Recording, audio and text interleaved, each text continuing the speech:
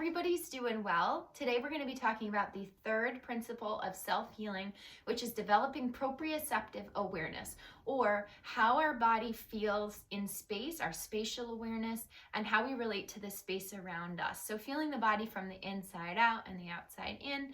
A good way to test this is by closing your eyes and checking to see if you can touch your fingertip to your nose without missing.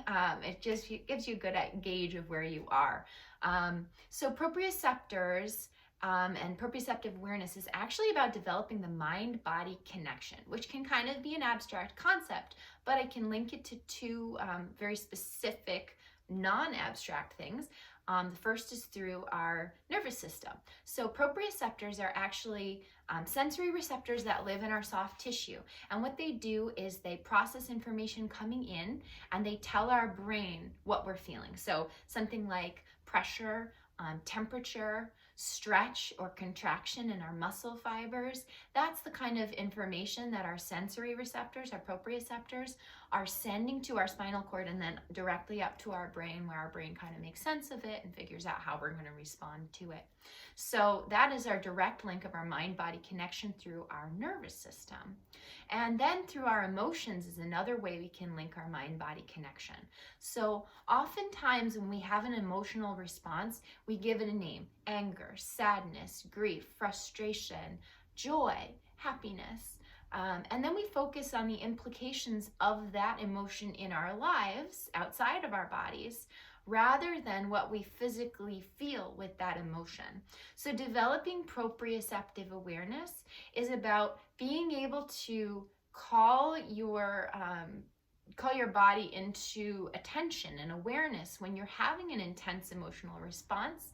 It's a great opportunity when you're feeling something really hard to heal, to learn to take that intensity of awareness and notice it, to pay attention to it. So when you get angry or when you get really, really happy, instead of focusing on what's causing that, noticing where it's manifesting in your body. What does it physically feel like to be happy, to be overjoyed, to be really, really sad? What does your body feel like in those moments? Are you clenching your jaw? Are you squeezing your fists? Are your glutes clenching? Does your stomach feel kind of funny? Do you have butterflies? And it's usually a lot of different little things like that. So that kind of brings into that idea of sitting with something, even though it might be uncomfortable, and just noticing what happens in the body when that happens. And just developing that attention and that awareness alone is a practice in itself.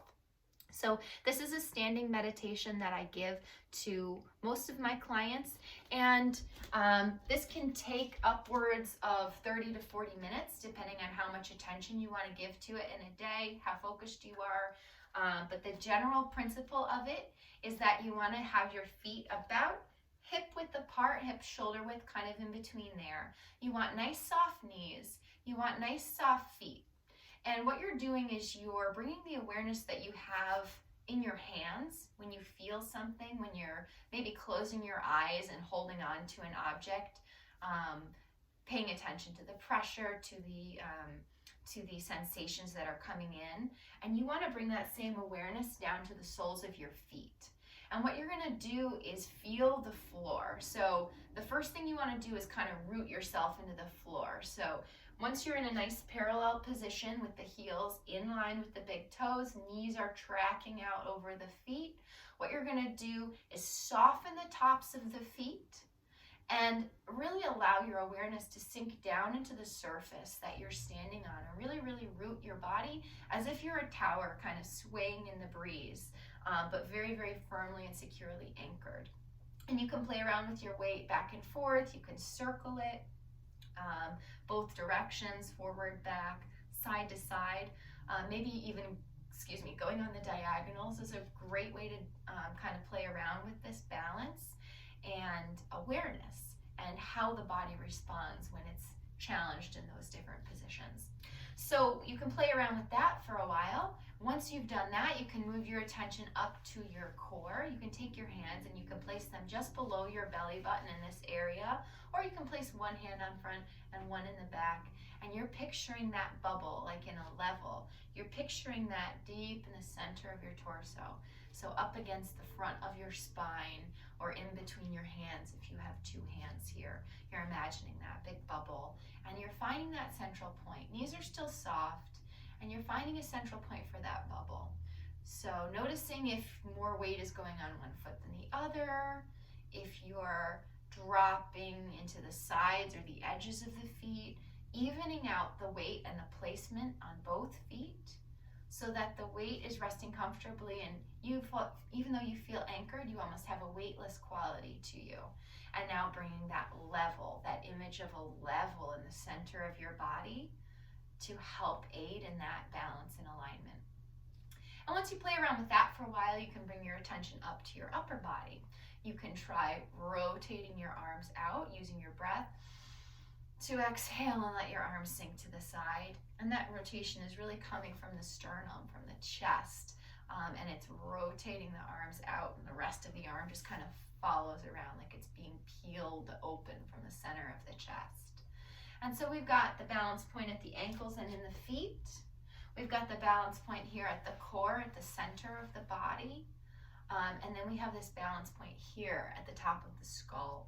So when we're focused on the balance point in the center of the body, we can also think about reaching the spine down towards the ground. Knees are still soft.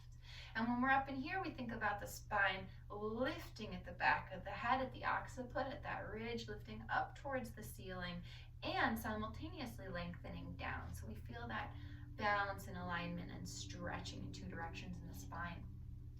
And we're also thinking about pulling the chin back, so that turtle stretch that we've talked about before, we can incorporate this here. And as you pull that back, noticing what did you tense up to try to facilitate that? Did your knees tense? Because mine tend to lock when I pull it back.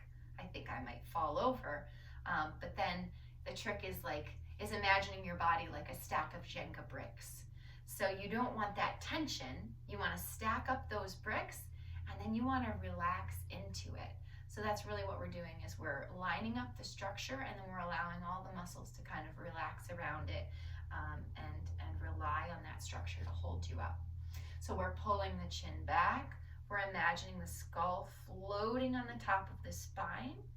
The jaw is soft and relaxed. The shoulders are soft and relaxed. Hands and palms are relaxed. Abdomen is relaxed. Glutes are relaxed. Nice lengthening in the spine from two directions. Still that softness in the jaw. Feet are anchored firmly but are soft. Knees are soft. And if this gets easy, you can close your eyes. If that gets easy, you can add a little releve or a little lift in the heels. But when you do, you want to think about keeping that same sensation of gentleness in the feet as if you are standing on two flat-footed feet, okay? So even though I have a little bit of an elevation, my toes stay relaxed. They don't grip the floor. And I really imagine anchoring through the balls of my feet, even though the heels are lifted. And that little bit of a challenge helps to strengthen the core and strengthen the body, as if we're still that tower swaying in the breeze without tensing up. So again, those Jenga bricks all lined up, and we don't want to hit them hard. We want to stay soft around them. So we're still doing that. If that gets easy, you can close your eyes. And you can do this on all different surfaces and see what happens when you work on something like a towel or a folded up blanket or maybe even a pillow. When you do this outside, you can do it by a wall, you can do it by a surface that you can kind of touch with your fingertips to help stabilize you. And this is really something you can build on over days and weeks and months and see how it affects your overall balance and alignment and body awareness, your proprioceptive awareness.